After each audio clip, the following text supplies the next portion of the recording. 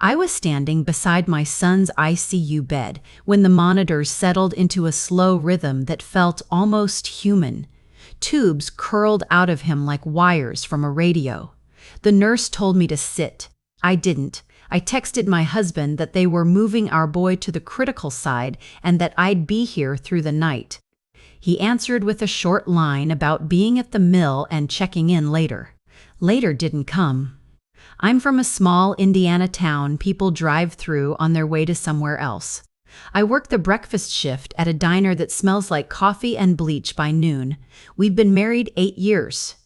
We have a 6-year-old who knows the license plates of every truck in the county and calls the ICU bed the spaceship because of the lights.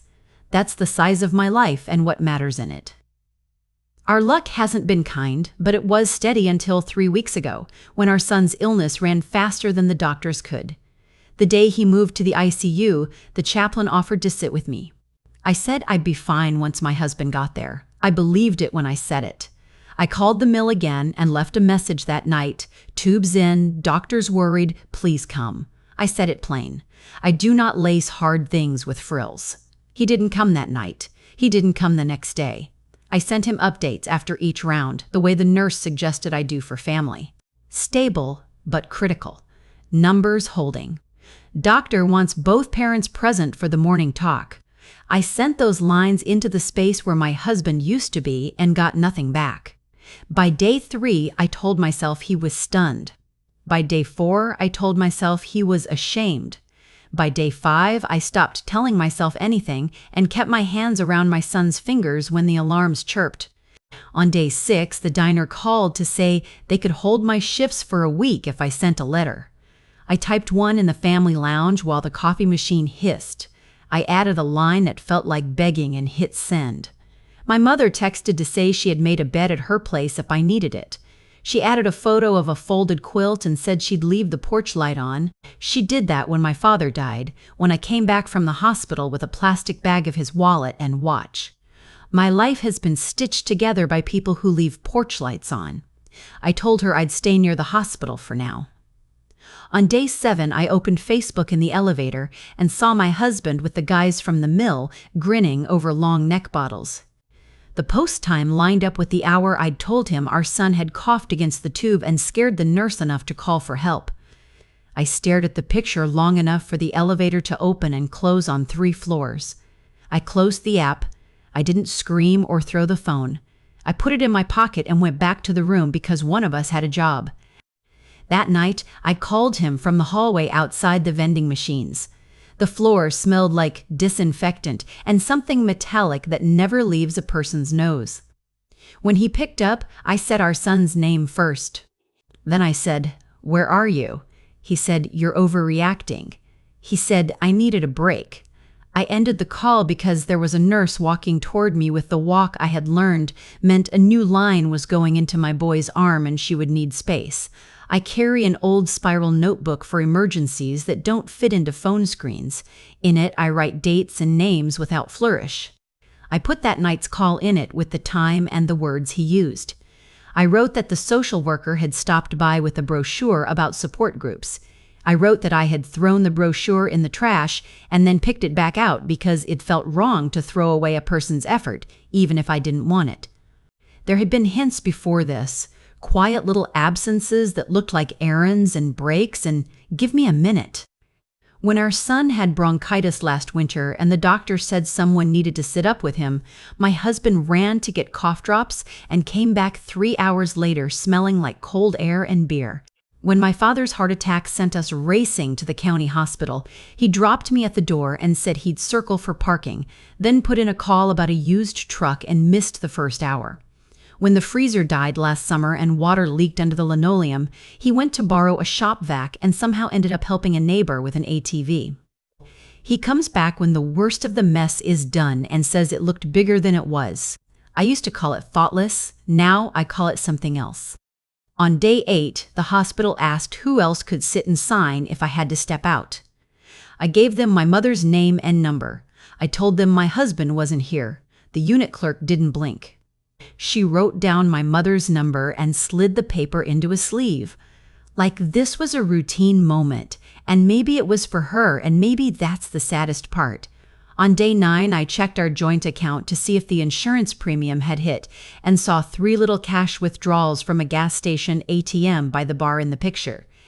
20 here, 60 there, 80 late at night with the fee stacked on top. I took a screenshot and then printed it in the family lounge where the printer leaves a faint line through everything. I used a magnet to stick the paper inside my notebook so it wouldn't flutter out when I opened it. I wrote gas station ATM by the bar, under the numbers even though anyone could guess from the address. I wanted the words in black ink. On day 10, the nurse said my son needed quiet and that I should go outside for a walk while she dimmed the room and changed some settings. I walked the perimeter of the hospital until my legs felt like someone else's. In front of the chapel, a volunteer with a kind face asked if I wanted to write my son's name on a little paper star. I wrote it and taped it on the board. I did not write my husband's name. By day 11, a person whose voice I hardly recognized asked me if I had someone to call when the doctor met us at noon. I said I had my mother. The doctor repeated my son's numbers in a way that left room for hope, but didn't promise anything. When he walked away, I realized I hadn't cried in days. That's not toughness. It's water finding a dam and deciding not to knock. That evening, I saw a video from the same bar. My husband in the far corner, head tipped back toward a TV game, his face lifted and open. The timestamp made my cheeks go cold. It ran up against the minute a nurse had put a hand on my shoulder because my boy had shivered hard enough to make the monitor go wild. I turned off the phone and held the bed rail until my palm hurt. If pain can move out of the center of your chest and sit in your hand, that's a kind of progress. I stayed busy. I refolded the spare blanket. I wrote names on the whiteboard for the night shift. I sat still when the respiratory tech did her careful work. I took a photo of the visitor log by the unit doors where my mother's name had been written twice and mine 3 times, and the line for my husband's name stayed empty. I didn't do it to shame him later. I did it so I would stop thinking I'd imagined everything. Paper is kinder than memory when people start arguing about what's real. On day 12, I called him again and said, "Doctor wants both parents here tomorrow at 10. He said, "You're making me the villain." He said, "I can't handle hospitals." I said, "None of us can." He hung up. I added his words to my notebook because every story gets a record or it turns into mist. That night, back at our house for a quick shower, I found the coffee can we use for emergencies, tires, bus fare, end-of-month groceries, sitting sideways under the sink. The lid was off. Coins were scattered in the dust like someone had pawed through fast. The small stack of bills we keep folded tight was gone. I stood there in my towel in the yellow light and counted the coins as if they had something to say. I left them on the counter and closed the door without cleaning. I took our son's small backpack and filled it with clean socks and his favorite t-shirt that says County Fair Champion, even though he only won a ribbon for laughing at the goats. When I walked back into the ICU on day 13 with the backpack, the nurse said my boy had slept through the night and that his numbers had edged the right way. She clapped once, a small sound that reminded me people still have hands that do good. I sat and took out the notebook because I needed to make sense of the next thing. I wrote the list as plain as I could. Facebook photos in a bar. Gas station, ATM withdrawals. I needed a break. You're overreacting. Missing visitor log entries. Empty coffee can. Then I wrote what I would do. Call the bank, speak to a manager, ask for a freeze on new cards, and a note on cash withdrawals over a certain amount. Ask the hospital social worker to schedule a family meeting with both parents, even if one didn't show. Choose a time and invite him so my voice couldn't be blamed for moving goalposts. Put one bag in my mother's car for nights when I couldn't face the quiet of my kitchen. Move my mind, if not my body, to a room where I could breathe. I called the bank and asked for a manager. I gave my name and the joint account number and said there were withdrawals I hadn't made. I didn't say a single word about bars or husbands or Facebook. I kept it bone simple because people in banks know what to do with simple. The manager said he could put a temporary note on cash withdrawals and a soft freeze on replacement cards until I came in person. He said he would add the time and his initials to the account. He read the line back to me. I wrote his name and the time in the notebook. I asked the social worker to schedule a family meeting for Saturday at 2. She asked if that would be hard. I said everything else had been hard, so this could be hard in a chair with tissues instead of in a hallway. She said she would put my husband's name on the invite and leave a copy in the room. I watched her tuck the paper into the plastic sleeve like a teacher slipping a permission slip into a backpack. I thanked her. She had the kind of face that makes you feel watched over without being watched. I texted my husband, family meeting Saturday 2 p.m. ICU conference room. Be here. He replied an hour later with a thumbs up, which is the sort of message that makes a person wish for landlines and busy signals and proof that the world still says no to you sometimes. Friday evening, I went home for a shower and clean clothes and found a note from our landlord under the mat about the rent being late. We had always split it without thinking. I checked the account and saw another gas station ATM hit and one at the ATM inside a grocery store that sits 2 blocks from the bar. I printed the page and put it into the folder under the coffee can coins I'd swept into a plastic bag. I stood in the kitchen and breathed like the nurses had taught me to breathe when the alarms get high, slow in, slow out, because the body listens when the mind is up in flames. I slept at my mother's house that night because I couldn't think while staring at the space where he sometimes put his boots. Her porch light burned like it always does. I took a shower in the bathroom where she keeps a stack of clean towels that all smell like the line between careful and love. Saturday morning, my mother drove me in. I brought the folder. I am not a person who waves paper around, but I needed enough facts to keep sentences straight if my voice shook. We sat with our son until 10, then I went to the cafeteria to eat half a muffin so I wouldn't start crying from hunger and call it grief. When I came back, the whiteboard had the family meeting time written in blue. At 1:45, I stood at the window in the hall and watched cars slide into the lot below. I thought I saw his truck, then realized I was wanting something that had already told me no. The social worker came to the doorway at 1:55 and said she'd be in the room waiting. I said thank you and stayed by the window until the minute hand clicked over. He did not come to the meeting at 2. He texted at 2:07, sorry, can't. I need space. I stared at the tiny gray bubbles hoping they would turn into another sentence that meant something, and they did not. The social worker waited a quiet 5 minutes, then asked if I wanted to proceed without him. I said yes. She read the lines she reads in meetings like these. She asked me to say what I needed. I said I needed quiet. I said I needed consistency. I said our boy needed one adult who could sit a whole hour without running. She nodded and made a note. I could not see what she wrote. I felt better because there was ink somewhere in the building that wasn't mine. At 4, I walked back to my mother's car with the folder under my arm. The sun made a bright strip on the hood. My mother asked me if I wanted to drive. I said no. I put the folder on my lap and kept my hand flat over it, like the heat of my palm could make the papers behave. We drove to my house so I could feed the cat. My mother waited in the car and called my aunt to say she wouldn't be home for supper. Inside, the kitchen was too quiet. The coins from the coffee can were still in the plastic bag by the sink. The note from the landlord sat where I left it.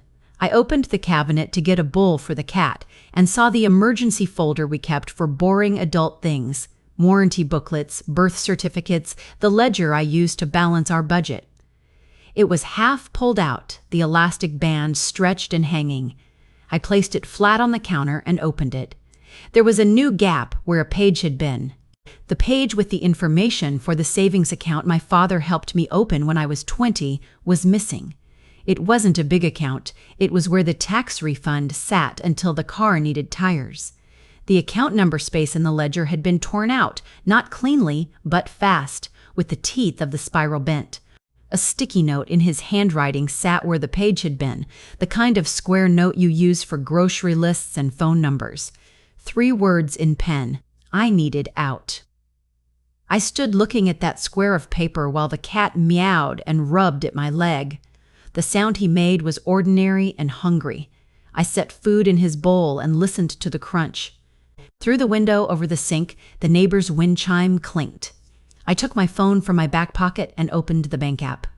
The little savings account that had been mine since before I knew what a mortgage was now had a balance of 0 and a transaction that said in-branch withdrawal.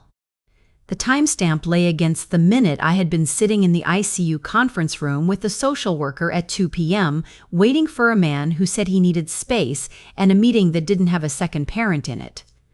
I took a photo of the screen and put the phone face down on the counter. I picked up the sticky note and read the 3 words again. I put the sticky note into the notebook, pressed it flat, and wrote under it, "Savings account emptied during family meeting." My pen wrote hard enough to make marks on the page beneath. I wrote the manager's name from the morning I had called the bank about the ATM withdrawals. I wrote the time of the text about needing space. I wrote the hour the social worker had said in blue on the whiteboard. I pressed the cap back on the pen and listened to it click. Out in the driveway, a truck door closed. For a second I thought it was him, but it was the neighbor hauling in lumber. I realized the shaking in my hands had stopped. It is a strange thing to feel whole when the numbers say you've been emptied, but there it was, not relief, not anger big enough to burn the house down, just a line. I carried the folder to the front room and sat on the sofa. I called the mill and asked for the HR office. A woman with a voice like gravel said he had not filed any family leave and was clocked out mid-afternoon, which fit the branch time stamp like a puzzle piece. I did not tell her anything else. I thanked her for the information and wrote her first name and the time under the sticky note entry. I do not know if the pen was shaking when I started that list. It was not shaking now. My phone buzzed with another text from him. "You told everyone I'm the bad guy." I put the phone down without answering. I folded the landlord's notice and slid it into the folder with the rest. I took the cat's empty bowl to the sink and washed it because some part of a day needs to be normal when the other part splits open. I stood in my kitchen with a folder full of paper and a cat licking his paws and thought about what to do next. The dark in a story isn't a hallway with no lights. It's a bright kitchen with a small square note on the counter and a number that used to mean groceries and is now not. It's the silence after you have given someone a time and a room, and they have chosen the bank instead. I picked up the folder.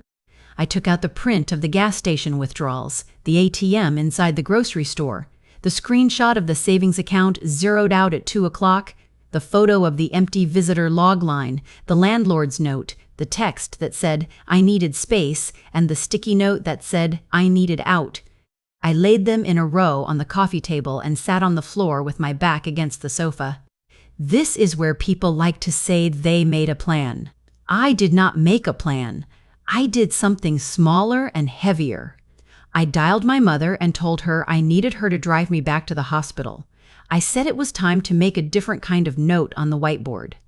I asked my mother to park by the emergency entrance and wait with the engine running. The sun was still on the building, so the windows showed the rooms like soft squares. I carried the folder under my arm and walked to the unit desk. The clerk glanced up with the look of someone who knows families come in holding different kinds of paper. I said I needed to make a change to the whiteboard for contacts. She paged the social worker. We stood by the board where the nurses write the day's names. I asked them to list my mother as the second contact for updates and to keep my husband's name off until I gave permission in person. I did not explain. The social worker looked at my face and didn't ask me to. She wrote a note at the bottom that any additions would need my consent on the unit. She made a copy of the family meeting sheet from earlier and slid it back into the sleeve. I signed the line for present.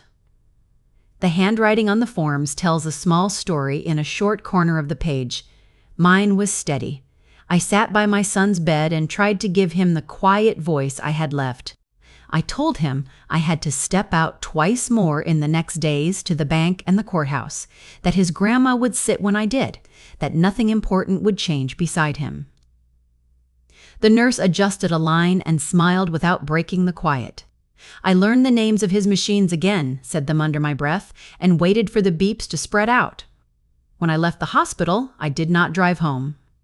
I told my mother I wanted to stop by the mill. She didn't ask why. She drove me to the office side where visitors walk in and ask for HR.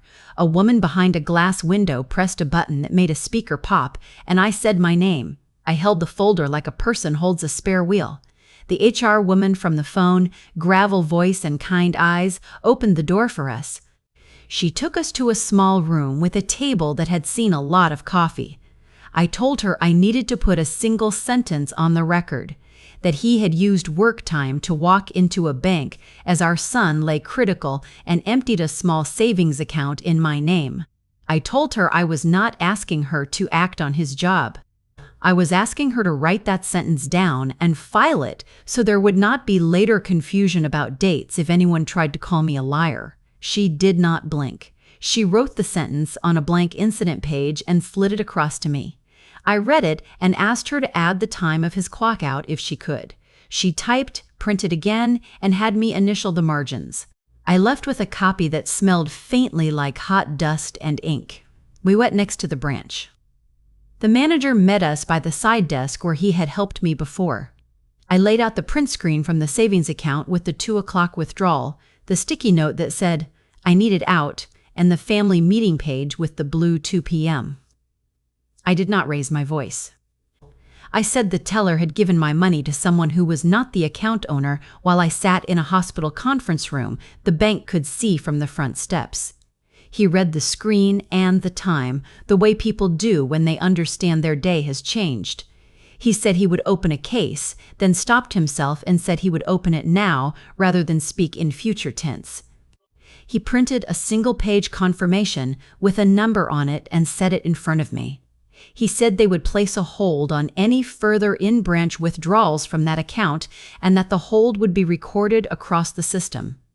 He said the bank would issue a temporary credit while they reviewed the withdrawal. He did not say the word fraud. He said error, and then he said apology. My mother watched his mouth, and I watched his hand write the time. He offered to call the teller to the desk. I said no. I did not want to see a young face twist up while trying to remember the exact angle of a man's smile. I asked instead for a simple letter with the words, "Temporary credit issued," and the time. He wrote it as I waited. He signed his name and slid it over. He asked if I wanted to place a flag on all accounts shared with my husband. I said yes. He typed, and the printer chattered again. I put the pages into the folder and closed the cover. The folder had become heavier and clearer at the same time. On the way to my mother's house, she asked if I wanted soup. I said yes. She set a bowl in front of me and sat on the other side of the table with her hands around her mug. She did not tell me what to do next. She let me eat. After a while, I said I needed to go by the courthouse in the morning. She nodded like I had said I needed bread. That night, I lay in the room I grew up in, on sheets that smelled like laundry and the long ago. I put the folder on the chair by the window and looked at the square of streetlight on its cover until the square moved. I slept when the light moved off. In the morning, I drove to the courthouse, parked in the back lot where the employees stand in a cluster at 8:55, and walked in with my folder. The clerk with the neat hair asked if I had forms prepared. I said I had not. She handed me papers and a pen and pointed to a table with dividers where people write and try not to cry. I did not cry. I filled in the facts with the same small handwriting I used for grocery lists. I wrote our son's name. I wrote the words "temporary orders" where the form told me to, then followed the instructions until there were no more boxes. I slid the packet back under the glass and watched it disappear like a letter into a slot. The clerk stamped the first page with a sound that made my ribs loosen. She said there would be an initial appearance by video late that afternoon. I asked if I needed to speak. She said I would answer a few short questions. She gave me a time and a link and told me to sit somewhere quiet. I told her I could sit in my mother's kitchen. She said that would do. I went from the courthouse to the hospital. I sat with my son until the video time. The nurse put the link up on a tablet for me and showed me how to mute when I needed to. The court window opened with 2 squares and then 4. A judge in a small room looked into a camera and said my name and then his. My husband did not appear in a square. The judge read my filings, asked 3 short questions I was ready to answer, and said a few lines about orders that would be written and sent. I did not search the judge's face for hidden meanings. I heard the words, temporary custody, and financial restraint, and no contact except email about the child's medical needs. I wrote those lines down so I could stop replaying them later. I slept that night at my mother's house again. The cat stayed in my kitchen with a timer feeder that Nathan set for me because he knows how to set anything that plugs in. My mother and I ate eggs in the morning, and then she drove me to the hospital. The nurse said my boy had kept his numbers steady again. She made a small fist with her hand, not a cheer, just agreement with the body's decision to try. At noon, the social worker stopped by with a folded paper. She had printed my court order and highlighted the lines the staff should know. She asked if I wanted her to be present when I spoke to my husband if he arrived. I said yes. We settled on a plan. If he came alone, we would meet in the small family room by the window. If he came with others, we would use the conference room we had used for the meeting. He skipped. I could say no if I needed to. She used the word safety in a way that meant more than walls and locks. I thanked her. He texted at 3 that he was coming by. He did not say when. I told the nurse to page the social worker when he arrived, then put my phone face down. There are stretches of time that feel like they hold their breath. The next hour was like that. He walked into the unit at 4:10. He looked smaller than his Facebook smile. His boots were dusty. He walked to the glass and looked at our son, then at me. I stood and stepped into the hall so we would not talk in front of the machines. The social worker joined us. She asked if we wanted a room. I said yes. We sat at a small table. My mother sat by the door. The social worker set a box of tissues on the side, and no one touched it. He started with the line he always uses to stand in the space between action and consequence. You made me the bad guy. I answered with the only sentence that mattered to me, said soft so the words would not break. Our son needed you. He looked down.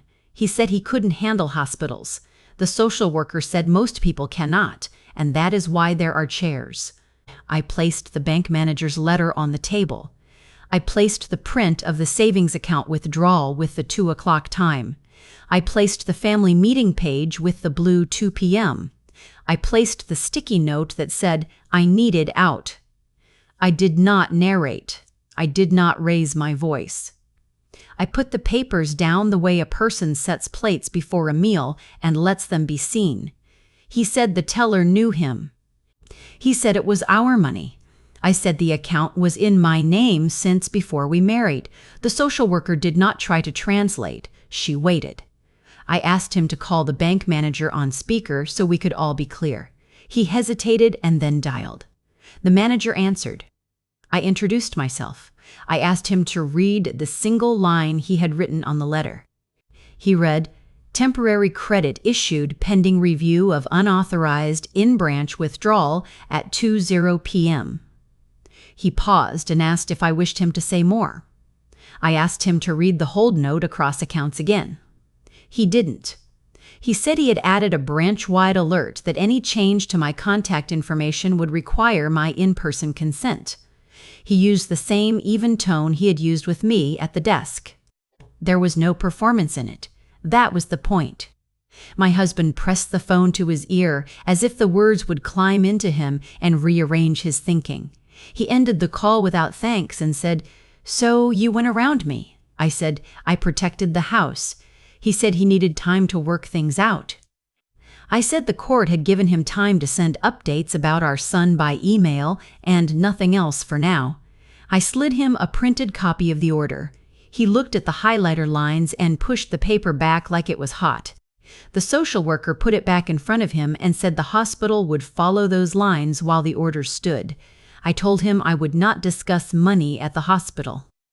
I told him rent would be paid from my paycheck and that the landlord had been notified. The lease would be changed to my name when the month turned. I told him he could collect his boots and tools from the porch of our house on Saturday at 10. My mother would be there with a neighbor. I would not d. He opened his mouth for a sentence that likely began with "you" and ended with a reason the world owed him a softer chair. I stood and ended the meeting. The social worker stood with me. We walked back to the glass and stood by the bed that kept steady time. He left without touching the doorframe. Saturday came with a sky that looked empty. My mother and our neighbor stood on my porch while he put 3 pairs of boots and a box of tools into the bed of his truck. He took the coffee can without comment. My mother pointed to the cat carrier and said the cat would stay with me. He did not argue. He drove away without looking back at the window where I stood behind the curtain. It was a small scene and a whole book and exactly enough. I went to the hospital after because that is where the center of our days was. The nurse told me they had reduced one of the drips. She smiled quick. I put my hand on the blanket and thought of everything I wanted to tell a future version of him about this moment. Then I remembered he would learn from what he had done, or he would not. That was not my job. My job was to watch the numbers ease and send the daily email to the address the court had given me as the only channel. The next week ended up being a list written in simple lines. HR at the mill took a statement from me by phone and attached it to the incident report in their system. The bank sent me a letter that the temporary credit would be made permanent after their review. The landlord changed the lease to my name and updated the lock without asking me to handle any extra pages. The clerk emailed me a notice for the next court date with a line that said I did not need to attend if nothing had changed. The judge extended the orders when he did not appear. Each item was a small square added to a wall. Together, they made a house. My son left the ICU for a step-down unit with fewer machines and more time for the kind of quiet that feels like a person coming back. He wore the county fair champion t-shirt I had packed and looked small and still brave in it. The respiratory tech leaned on the doorframe and told him a joke about goats. He smiled once, a sideways thing that carried more weight than a speech ever could. I told him we could count license plates out the window if he wanted. He shook his head and asked for the book with the truck pictures. I handed it over. I wrote one more page for myself and then stopped writing for a while. The page said that love is not a pass to walk away when the machines beep. It said that money taken at 2 in the afternoon from a clerk who thinks she is doing a favor is still money taken. It said that a person who can sit for 10 minutes in a room and listen to a nurse explain the words on a chart is a person who may stay in your life, a person who cannot will be given a door. The first time I saw him after the meeting was a week later, outside the hospital cafeteria. He looked like someone who had not slept well. He started to speak and then looked at the sign on the wall with the visiting hours and the line about respectful conduct and decided against it. He lifted his hand and let it fall. I nodded because strangers nod when they pass, and some things are better as courtesy than as war.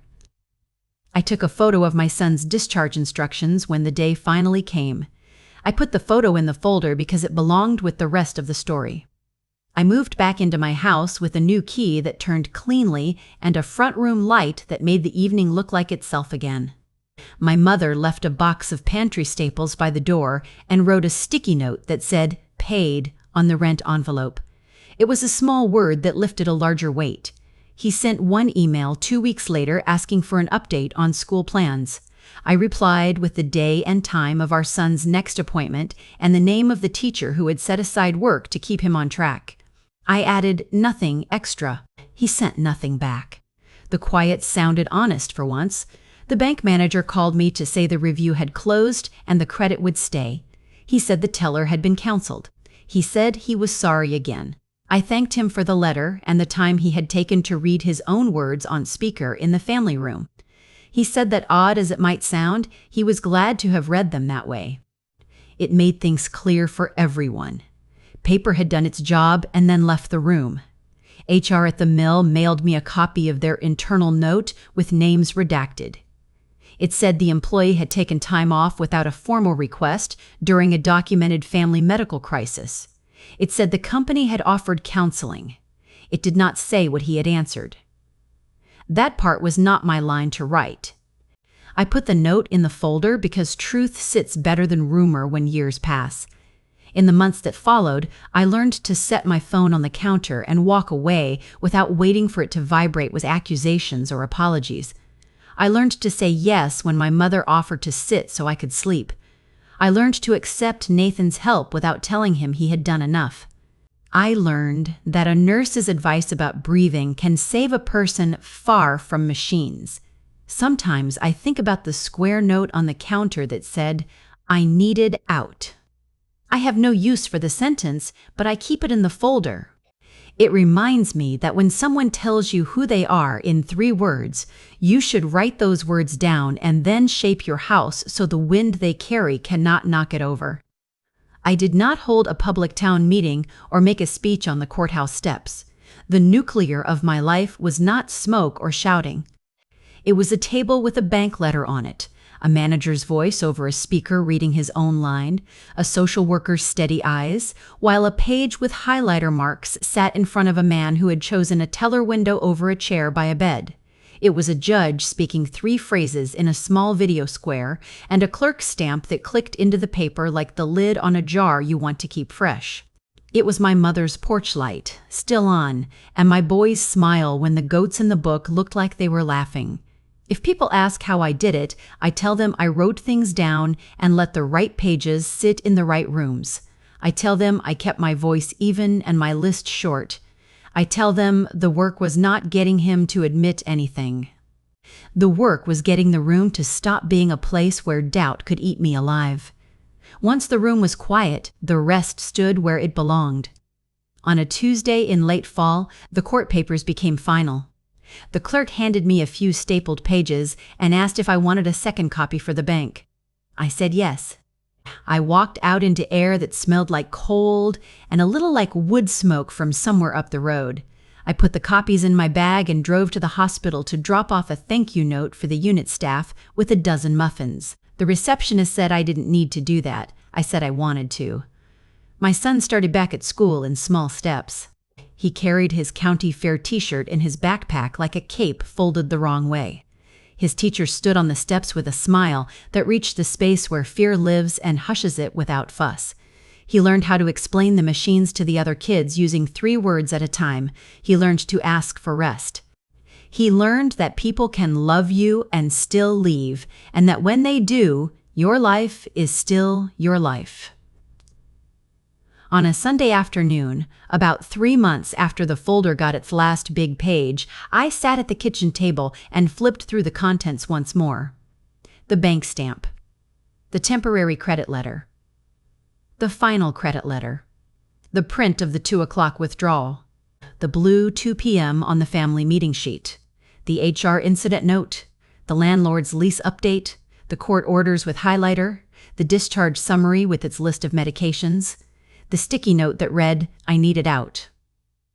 I thought about throwing the sticky note away. I left it where it was instead, pressed flat under a clear sleeve. It is the only thing he wrote in the whole story, and it would be dishonest to cut the villain's line out of the playbill after the show. It sits there so I won't forget the shape of the day I learned. I could stand up in my own kitchen and make a call that saved the house. I don't tell this to strangers much. When people at the diner slide into booths and talk in a low way about trouble, I refill their coffee and let them talk. When they ask how I'm doing, I say, holding steady, because that is the best kind of bragging I know. When I get home and my boy asks what's for dinner, I say, pancakes, because pancakes were the last thing we ate as 4 and the first thing we ate as 2, and they taste like the days you can measure without counting. If there is a lesson, it is short. When someone walks out during the hour you need them, believe the walking. When someone empties a small account while your name sits on a whiteboard a few floors above, believe the emptying. When someone puts "I needed out" on a square of paper like an apology that refuses to be one, take them at their line. Then write your own sentence and put it where everyone can see it. Mine says this: "My son's mother keeps the light on and the records in order." That's enough. If you want more stories like this told plain, subscribe to Quiet Revenge and share it with someone who needs a calm plan.